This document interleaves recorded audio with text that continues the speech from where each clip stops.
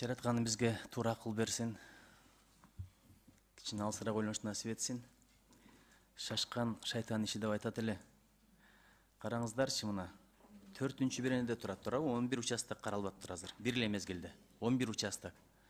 Эмнеге мындай пакети менен оптом карап атабыз? Өзү чек ара маселеси дүйнөлүк практикада бу жерде тышкы иштер министринин биринчи орун басары отурат. Мындай тажрыйбалуу дипломат. Оптом пакети менен каралбайт мындай маселелер. Бирден шашпай, жылдар талап кылса да карала турган маселе. Эмне үчүн мындай пакети менен ит кубалагандай шашып кабыл алып атабыз?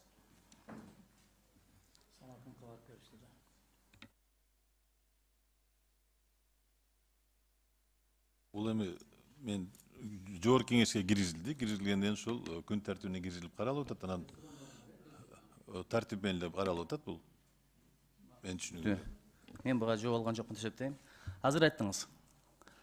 Канча карта канча беттен турат? 69 беттен турабы? Чоң экен мына. Журналисттер тартып алса деле болот. Анын описаниясы канча бет дедиңиз? Мына колубуздагы мына 5-6 филкина грамота бул боюнча объективдүү чечим кабыл алганга жетиштүү эмес. Калп эле секретный деп коюпсуздар. Бул Google'да бар эле карталар экен. Усубалитин китебин окусаңыздар, мындан дагы деталдуу кылып жазган, ал ачык эле пространствода жүрөт, маалымат пространствосундачы. Ошон үчүн мындан мен эчтеке түшүнгөн жокмун, көп суроолорго жооп алган жокмун. Приложение деп турат, приложениясы дагы жок. Биз муну эмес, тетигини ар бир тамгасын, ар бир үтүрүн карап чыгышыбыз керек болчу. Ошон үчүн мен мораторий сурадым. Жок дегенде буга бир 2 жыл, мен 5 жыл дебем макул. 2 жыл болгондо мораторий. Биз да түшүнмөкпүз, барып көрүп келмекпиз. Эгер силер туура болсоңор элге чыгып алып мен биринчи айтмакмын. Тияк туура экен, бекерлик кырып атсыңар деп. Мораторий маселесин карап да койгон жоксуңар. Мен айткан жокмун го, чечпейли деп, бир аз нарыгыраак жылдыралы деп айткан болчумун. Үчүнчүсү. Мен билгенден бир аз кызыгып жүрөм чек ара маселесине. Ушул Кемпироват талаш жерге кирген эмес. Мына караңыз, 65-жылы чек ара бизде калып атат. 75-жылы карасаңыз, Сүйүнбаев тактап атат, анткени тигилер милдеттемесин аткарбай койду. Анан 91-жылы Алматы макулдашуусу боюнча эгемендүүлүктү кайсыл чек арада алсак, ошол чек ара силердики деп Өзбекстанда таанып атат, биз да таанып атабыз. Бул каяктан жүрүп талаш болуп калды Кемпироват? Ким чыгарды бул маселени? Кемпироват суу сактагычы 1965-жылы эле ошол суу сактагач куруу үчүн деп бөлүнүп берилсин деп токтомдор жөнүндө биз айттык азыр. Анан сиз ушу менен экинчи жолу суроо берилип атат, эмне үчүн 91-жылкы башка материалдарды карабадыңар депчи. Бул чек ара маселесин карап атканда ал маселелер көтөрүлгөн. Бирок мисалы 91-жылы отурган болсо, анда биз бүгүнкү күнү жана айткан Орто Токой суу сактагычы толугу менен Өзбек Республикасы пайдаланып келген. Анда ушу 91 менен биз Өзбекстанга өткөрүп беришибиз керек, алабыкадагы ушу 13 километр Кыргызстандын ичинде турган жер аянтын. Андан сырткары ошол эле газохранилище Бөргөнденский массивде 20 000 гектардан ашык жерлерибиз бар эле. Алар дагы ошол описаниянын негизинде 61-ге ылайык. Бизге өтө ошол жерлер легитимный документ 1961-жылкы деп эсептелген. Ошонун себебинде 61-жылкы материалдар менен кабыл алынган. Ал эми суу сактагычты куруу үчүн жана анын үчүн жер алгандыгыбыз жөнүндө жана айтып түшүндүрдүк. Түшүнүктүү, бул сиздин субъективдүү оюңуз, пикириңиз болуп атат. Эми аны деле сыйлап коюп коеюн, макул, талашпай эле. Анан мына жерде жазылып турат, 7-чи беренеде. 7-чи беренени ачып эле окуп коеюнчу. Азыр кесиптешим окуп чыкты. Кыргыз Республикасы Гавасай дарыясынын табигый агымына тоскоол боло турган кандайдыр бир гидротехникалык жана башка курулмаларды курбоого, ошондой эле Гавасай дарыясында суунун техникалык булганышына жол бербөгө милдеттенет. Өзүбүздүн территориядагы дарыяны каякка бурабыз, эмне курабыз, эмне кылабыз? Эмне үчүн биздин акыбыз жок? Бир, ушуга эле улай сурап коеюн. Кемпироватка 4 дарыя келет, туурабы? Куршап дарыясы, Каракулжа, Тар, анан Ясы. Келечекте ошо Каракулжа дагы, Ясы дагы бир ГЭС куралы десек, анда да ушинтебизби? Жок, андай маселе жок. Ал эми Гавасайда эме алган себеби суунун жээгинде сууга жанаша эле биздин жалаң айылдарыбыз жашагандан байланыштуу ал жерде ошондой комиссиянын чечими болгон. Мына көрдүңүзбү, мен түшүнгөн жокмун жообуңузду. Бизди көрүп отурган түз эфирден көргөндөр деги эле түшүнгөн жок. Көлдөн, таластан, ошол эле алайдан көрүп аткандар болсо такыр түшүнгөн жок. Бул ошон үчүн мен айтып атканмын, мораторий дегенде бир каприз эмес, кичине убакыт керек болчу да. Ошону айтып атканмын. Макул дейли. Кийинкиси. Телефонуңуз iPhone болсо, мен ошол iPhone'уңузду сурасам, 3 Huawei алып берейин, же 3 Mi алып берейин. Ошол телефонуңузду мага бериңиз десем бересизби? Сурасаңыз берем. Барбы? Бар менде айфон берем. Сотканы, Сотканы берем. ошондой адамдар бар үчүн Берем. досторду айланайын. Кемпир абат менен тоонун Сөз жок. башына айырмасы бар да. Сөз жок. Мисалы биз караңыз. Биз алмаштык дегенде көлөмүн айтып атабыз. Бул жактан 5000, тияктан 5000 метр квадрат алдык деп мактанып атабыз да. Бирок анын сапаты бар, анын деңгээли бар. Мисалы суу менен жерди кантип алмаштырасың? Сууга сууну алмаштырыш керек. Эгерде Өзбекстан тараптагы бизге бир кесим бергенде, анда мен макул дейт элем. Мына азыр мына мисалы Бүргөндүн массивин караңыз, Кыргызстандын булуң бурчуна барсаңыз, жакшынакай жерлерибиз иштете албай турабыз. Эч ким жашабайт дагы, эч ким иштетпейт дагы. Азыр ошондой жерлерден дагы көбүрөөк алдык дагы мактанып атабыз. Биз көбүрөөк жер алдык деп. Кеп санда эмес, сапатта. Макулсузбу ушуга? Мен макулмун сиз айтып атканыңызга. Себеби мен бул суу сактагыч деп айтып атабыз, туура суу. Бирок суудун астындагы жер жөнүндө сөз болот. А мен ошол эле мисалы Кыргыз Республикасы менен Өзбек Республикасынын ортосундагы чегара тилкеси 1472 километр түзөт. Ошол 1472 километрде биз жалпысынан 15.000 гектара жер алып атабыз. 25.000ге жакын адамдын тагдыры жөнүндө сөз болуп атат. Алардын жер үлүштөрү, ошондой эле кыймылсыз мүлктөрү, башкалар жөнүндө сөз болот. Да сиз азыр биз туура суу сактагычты суунун баалуулугу экенин баарыбыз билебиз. Бирок ошо суу дарыядан агып суу сактагычка келгенге чейинки дарыялардан биз каалаган өлчөмдө пайдалансак болот. Кантип жок. Пайдаланып бүгүнкү күндө пайдаланып келгенбиз, дагы эле пайдаланабыз. Андай болбойт. Эч ким тыюу салган жок. Абдулат мырза, мен талашпай эле кое берейин. Бул эми эки башка маселе. Келечекте ушундан да бир чоң конфликт чыгабы деп мен коркконум ошол болуп атат да. Палестина болот, көрөсүңөр. Кудай сактасын, андай деле болбосун. Кудай сактасын андайданчы. Кудай сактасын. О, Кудай сактайт, Кудай урса.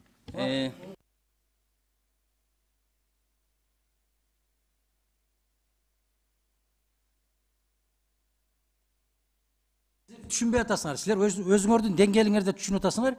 Мындай деп ойлойсуз. Адан ким Мамсаевич, биз өзүбүздүн кесибибиздин адистерибиз. Нуржигит Кадырович, жооп беребиз. Улантып Мырзаев мырза, мен чындыгында мындай талашпайм. Себеби жообуңуз мени нандырдыбы, жок башка маселе. Бирок мен талашпай эле кое берейин, себеби бул суроолордун мен үчүн жообу бар. Анан элибиз чечтик курганда. Кийинкиси. Эми караңыз. Ошол канал азыркы Бүргөндүн массиви. Эгерде ошол канал барып калганда, ал жер бош жатпайт эле. Баткен гүлдөгөн облуска айланмак. Элибиз айка агылып бармак. Баткендин элин билесиз, аябай мындай дыйкан элде гүлдөтмөктө тим элечи. Эми караңыз, миграция болмок эмес. Ушунун баардыгы мындай стратегиялык жактан чоң бир утулуш болуп атат да. Азыр деле киргизсе болобу? Мейли карап көрөлү. Силер ошол каналды биринчи куруп бергиле, анан сүйлөшөлү десе болобу? Алардын 20 жана эл жашаган пункттары кичине жылат экен. 2000 гектардай сугат жери кетет экен, а биздики 40.000 гектар сугат жерибиз кеткен бардык кестерди алганда. Эми ошол оор иш болуп атат, андан көрө тоонун чокусу жайлоону бердик деп кече сүйлөдү го премьер-министр. Ар бир адам өзүн жасаган кадамын эң туура жасадым деп жеткизишке аракет кылат да. Туура анан өзбектер айтсынбы, мына биз 15.000 гектар жерди алдырып койдук, кыргыздардан ушундай болдук деп аны айтпайт эч качан. Ал өзүнүн аргументтерин өзү эң сулуу, эң жакшынакай экенин көрсөткүсү келип айтат. Биз деле айтып атабыз да, 15.000 гектар жер алдык деп атабыз. Анан алар ошол жооп катары ар кандай өзүнүн аргументтерин айтышы мүмкүн. Анан эмне үчүн биз өзбектердин айтканына ушунчалык реакция кылышыбыз керек, теригишибиз керек. Эмне үчүн биз өзүбүз туура ошол жерде 15.000 гектарга жакын жер алыппыз, айылдар чечилиптир, үйлөр, жолдор чечилиптир деген көз карашта болбостон биз Өзбекстандын премьер-министри айтып койсо, ошончалык биз чоң маселе катары кабыл алып атабыз да.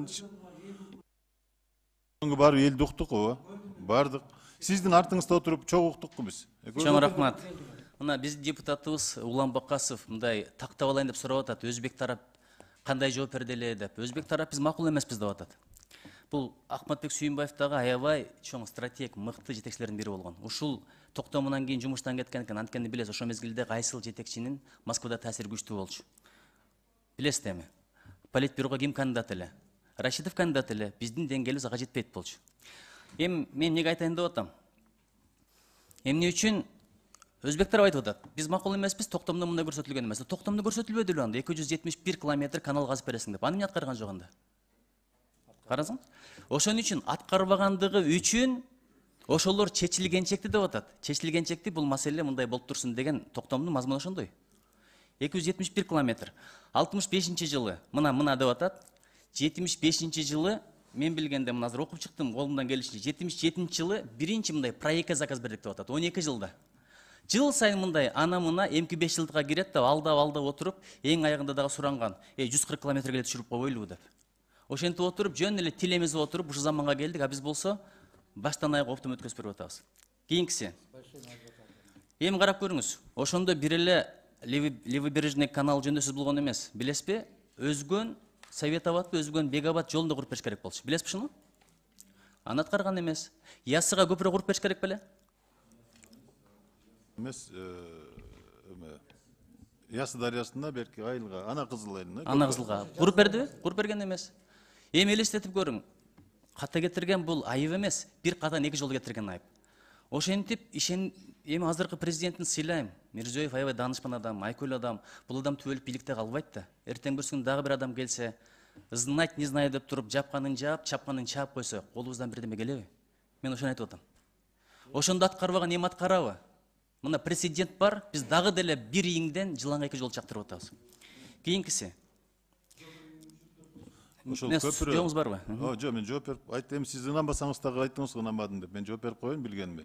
Ошол Ясы дарыясындагы Ана Кызылдын көпүрөсүн курбаган себеби ошол 5731 гектар болгондо, ал ошол көпүрө турган жерден ошол наркы айылды карай 200 метрден ашыкка чейин ошол жерди ээлеп турган. Ошон үчүн булар курган эмес деп билебиз. Андан сырткары Ханабадка жолду курганда ошол суу дарыянын жээгинен, водохранилищенин жээгинен куруш керек эле.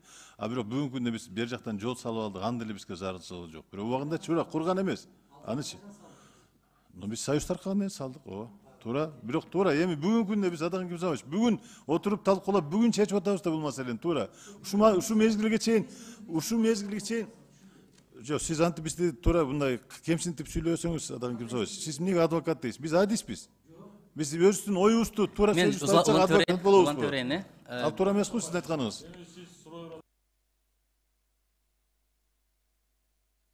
Мен бирдеген айтып коеюн, айрым кесиптештерим туура түшүнсүн. Комитетте каалаганча суроо бергенге акыбыз бар. Бул жерде лимит жок. Ушул жерди тактап алып, анан тияка барганда чектеп койгон ошондон да. Анткени чоң жыйын. Мен эми тактап алайын, мындай сабыр менен уксаңыздар, жаман ойлобой. Бул маселеде Кудай бетин ар кылсын, пиар ниетинен Кудай бетин ар кылсын. Эми караңыз. Кыргызстанды 25 жыл башкарган Залкар Инсан Усубалиевдин китебин окуп көрсөңүздөр, 202 бетинде мен кыргызча эле айтам, орус тилинде жазыптыр. Ошол Токтогул, Хасансай, Кемпирабад бардык кестерге баш аягы 40 000 гектар жерибизди сууга бастырып турбуз, туурабы?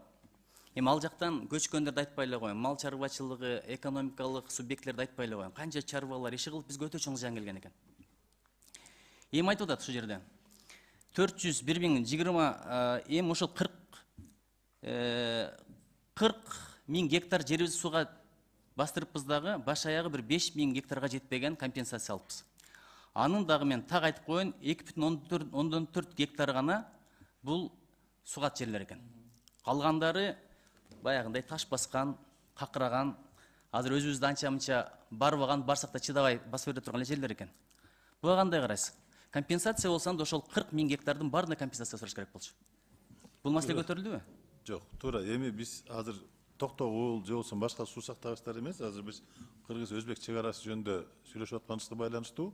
Мен ал жер аянттары жөнүндө чын айта албайм. Бирок именно мына өзбек чек арасы менен байланыштуу болгондон ушу Кемпирабад суу сактагыч үчүн 4127 гектар жер алганыбызды мен точно айтам. Туура аны билем. Калган участоктор ошол кишилер иштеп аткан учурда анда 40 000 гектар жерди суу бастырып, ордуна 40 000 гектар жер алыш керек эле, анан китеп жазбастанчы кийин. Көрдүңүзбү? Мейлі. Мен эми айттым го, жообуңузду кабыл алайын.